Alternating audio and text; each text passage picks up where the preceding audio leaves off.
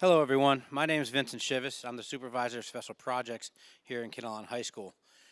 Thank you for attending the second of two security forums for the 2023-2024 school year. As the Supervisor of Special Projects, part of my job description covers the security of the district. So that's what I'm here to talk with you about today. If you do not know me, I've been in district for about 18 or 19 years. I came in as a math teacher at the high school. I then transitioned into the vice principal of the high school, and then this is my first year as the supervisor of special projects. So let's start the presentation now. Okay, so what we have done this year to improve safety and security in the school, it's quite numerous. So first, at the high school level, we installed a new PA system. The PA system was very old.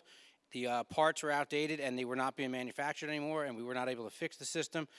As the PA system is the most important tool for mass notification a school has, and it's the fastest and most effective way to notify the entire school of an emergency, it was imperative we get that done ASAP, and we were able to get that accomplished. We added speed humps out to the driveway that goes from the front of Kinnelon High School to the back of Kinnelon High School. Obviously, this is to slow traffic down, and with the amount of traffic we have in the mornings for drop-off and in the afternoon for pickup, coupled with the novice drivers, we want to keep speed to a minimum for the safety of everybody on campus. The next thing we did, it went in effect for Pearl Miller and Kinnelon High School, was we implemented the RSVP3 system from the Sheriff's Department. This was an objective that permits people to anonymously report any potential violent behaviors towards a school or at a school, or even reports if someone is struggling mentally. This is trying to help people before it's too late. You can use an app, you can use your computer, or you can simply call a phone number to report this. The Sheriff's Department will receive the call. They will vet it through their trained professionals. They will forward the information on to the local PD, and then the local PD would either take action or inform the school of what is going on, so the school could then take action and try to help the individuals involved. The next thing that we also implemented at Pearl Miller and High School is students are wearing lanyards. Obviously, students wearing lanyards doesn't seem like a big deal, but it does add to the safety of the school as it identifies everybody who should be in the school at that time. Obviously, not all students have all teachers, and not all teachers have every student, so they might not know some students. But if they can see they have a lanyard on, then they know they belong at the school, thus making it safe. If they do not have a lanyard on, they should be questioned, and then they should either go get a lanyard or be brought to the administration's attention. In Stony Brook, we set up a KPD substation. Not only can this substation be used for the Class 3 officer that is stationed at Stony Brook, but it can also be used for any KPD that is on patrol. As most of you are aware, Stony Brook is on the other side of town, and it's isolated from the other 4 schools in the district, so it's always important to have a police presence there. By setting up the substation, the police department can always have somebody in the substation or in and around the school, and sometimes multiple officers being Class 3 and a patrolman. At the Kiel Cisco School, we did a couple of things, most of it to the Cisco School, being that it was just used for the first time in over a decade as a school building. First thing we did was we installed camera system inside and out, so we are covered in all aspects of security as far as that goes. And we also reinstalled the PA system. Obviously, it had a PA system from when it was a school a decade ago, but as time passed, the system got old, outdated, it was never updated, so we had to get a vendor in here to get that up and running, and we did successfully do that. As for transportation, there was never a standard operating procedure for our bus drivers, so we created a standard operating procedure in hopes of giving them something they can reference to make sure that they take appropriate action in most situations that they're going to come across. Now, for the big ticket items and the bigger items that went across the district, we have quite a few.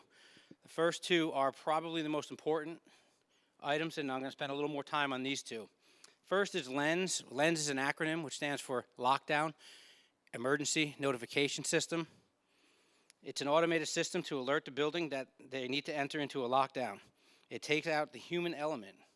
It automatically calls 911 for you, and it automatically makes a message over the loudspeaker telling everyone in the building to get into a lockdown spot.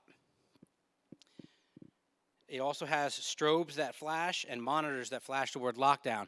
This gives a visual reference to anybody who may have earbuds in or may be in a loud spot and can't hear any of the announcements. This takes out the human element from an emergency situation when someone may be stressed and may not be able to do that themselves.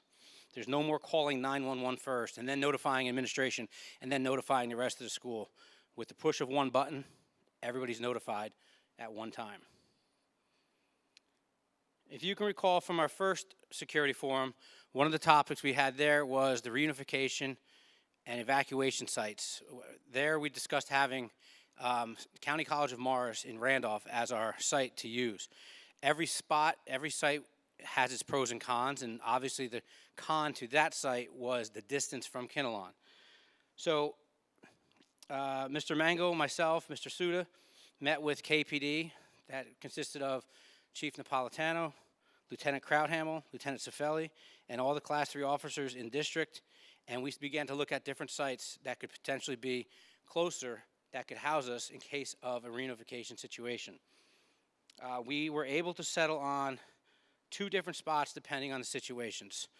The main spot we chose was the DPW, which is located right across the street from Kinnelon High School, along Kinnelon Road. It's close to us. It has an easy flow of traffic in and out. It can run on generators, so if there's a power outage, we still don't lose lights and electricity. It provides shelter from the elements, heat, water, and supplies for our students and staff that would be needed. Kinnelon High School would use this location as its primary location to evacuate and reunify if needed. PRM, Kiel, and Cisco could also use the DPW as its reunification or evacuation site. But if the high school is available and open, the high school would be their primary place to reunite and evacuate to. So PRM, Kiel, and Cisco would go to the high school first. If the high school was locked down or unable to accept them at that time, they would then continue across the street and go to the DPW. Stony Brook School, being that it is isolated across town, it will use the Heritage Reformed Congregation Church on Boonton Ave. Myself, Ms. Utel, and Officer Smith, we walked the grounds a couple days ago. There we met some people who were parishioners, and they gave us some information. We were able to contact the head of security for that church. We have his phone number, and we also have the code to the Knox box so we can obtain a key if there ever was an emergency and we could not contact that individual to unlock the building for us. Our goal with these reunification and evacuation sites is to run a drill with high school students, first and foremost, at the DPW, and then run a drill with Stony Brook with KPD's assistance to the Reformed Church. Then we would grade ourselves. With that information, we'd run tabletop exercises throughout the summer with all parties involved and continue ironing out as many wrinkles as possible. Then at the start of the 24-25 school year, we would again drill, but this time with each school. These locations would be used for a variety of reasons to evacuate, such as power outages, similar to the one Stony Brook experienced a few weeks ago, active shooter, bomb threats, water main breaks, to name a few.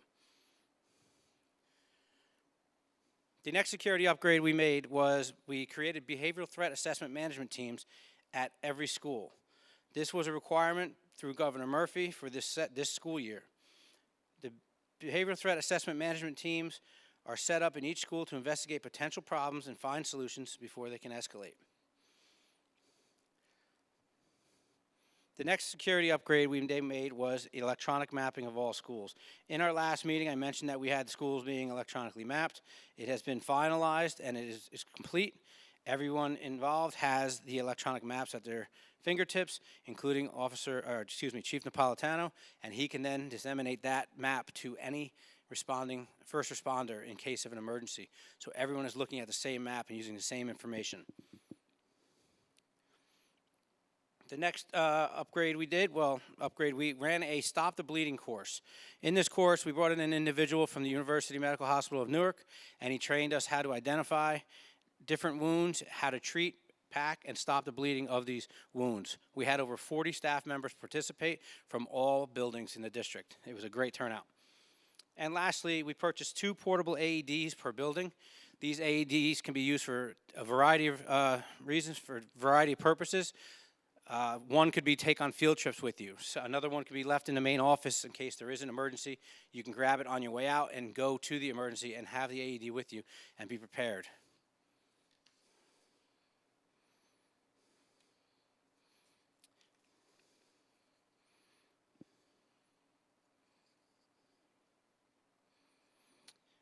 All right, there are many ways we are looking to continue to add to our security over the next school year.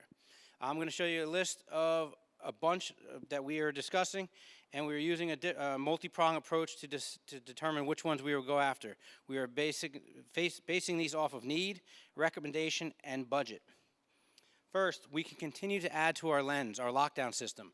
We can add additional lockdown buttons throughout each school to make it easier to get to and push the button in case there is an emergency. We can add additional strobes and additional monitors in the halls, classrooms, gymnasiums, cafeterias, etc., to make sure everybody is aware when there is a lockdown. We are looking to add 3M film to all first floor windows throughout the district. This will prevent someone from breaking the glass to get into the building and being somewhere that they shouldn't be. Next, we are looking to add exterior door sensors. These door sensors would notify administration immediately if a door was ajar, it did not catch when it closed, or if someone's using a door that should not be used, so that it can be addressed immediately and not leave the building open. We're also looking to purchase handheld digital radios. These radios would unify the district, being that right now we cannot communicate with Stony Brook through a handheld radio. We got to use the phone, but if we get the proper radios, then we can communicate with all schools via our handheld radios and put us all on the same frequency, just different channels. We're looking to purchase projection signage similar to what hospitals have, where all doors and rooms are labeled by signs that protrude at a 90-degree angle off the wall. So when you're standing at one end of the hallway, you can see exactly what door is what room, and you don't have to get near the door to read the door sign, putting someone potentially in a dangerous situation. We're also looking to purchase exterior window signage. Currently, all the schools have window signage, but it is getting old, and they are starting to become faded, and they're going to get harder and harder to read throughout time. So the new window signage would be bigger, clearer, and there would be 2 per room, so you would know that between the 2 signs is where the room is located. Currently, we have 1 per room, and it can be difficult to tell if that sign is for the windows to the left or the windows to the right of where the sign is hung. By having 2, you know that the room starts at the first sign and ends at the second sign. Another upgrade we'd like to do is have exterior video surveillance on all of our fields and parking lots. Currently, we have some fields covered and some parking lots covered, but we'd like to get it all covered.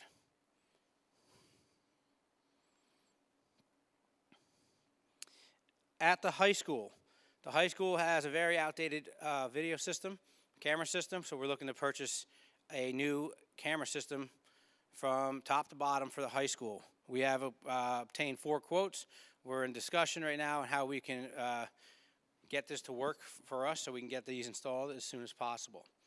Another aspect of the high school we're looking to improve upon is we're looking to add Protect Ed bookcases.